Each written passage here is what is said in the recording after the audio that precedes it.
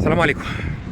لو انت بتفكر تفتح مشروع جديد او تفتح شركة جديدة او عندك مطعم او بتفكر تفتح مطعم او مش منفض للبيزنس كله، ممكن تسمع الفيديو ده لانه ممكن هيفيدك.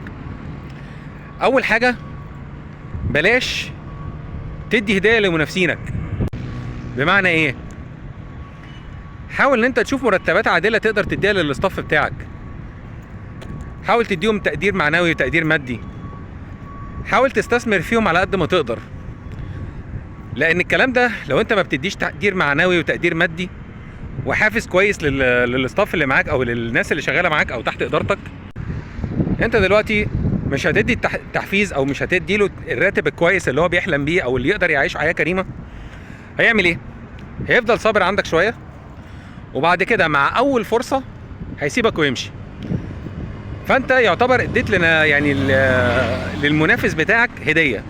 اديت له موظف كفء كان عنده حماسه يشتغل، متدرب، ممكن يكون حديث التخرج كمان.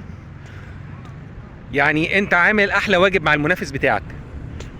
فبلاش تخلي شركتك تبقى ويتنج ليست.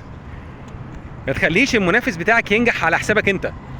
يبقى انت صرفت على الموظف تدريب، صرفت عليه مرتب، صرفت عليه ضرائب وتأمينات، وفي الاخر ممكن يسيبك علشان 100 جنيه زياده، مع انك كنت ممكن تديها له وتكسب موظف كفء عنده ضرائب الشغل، عنده ضرائب شغلك، وكمان انت اللي مدربه على ايدك. فانت كده يبقى خسرت كل حاجه واديت احلى هدايا لمنافسينك. اتمنى الناس اصحاب البيزنس في مصر وفي العالم العربي اللي لو بيشوفوني يهتموا بالحته دي قوي. ما تخليش الاستاف بتاعك او الناس اللي شغاله تحت ايدك تزهق منك لمجرد ان انت بني ادم مش عايز تفكر فيهم ان هم بني ادمين. انت بتفكر فيهم ان هم آلات. لو واحد مشي 10 هيجوا مكانه. لا، مفيش الكلام ده. انت بتتعامل مع بشر، البشر دي ليها احتياجات.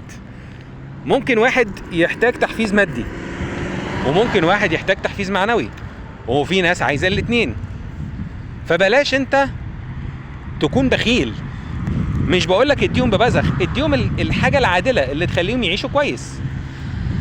خليهم ما يبصوش ان هم يسيبوك من اول سنه. استفيد من الموظف على الاقل من 2 ل5 سنين. شوف انت كده هتكسب ولا موظف.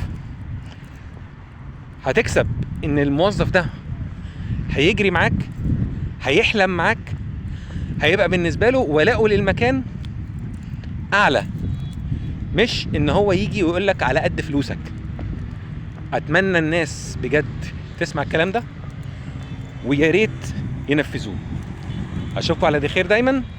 ما تنسوش الاشتراك، تفعلوا زر الجرس، ومع الف سلامه.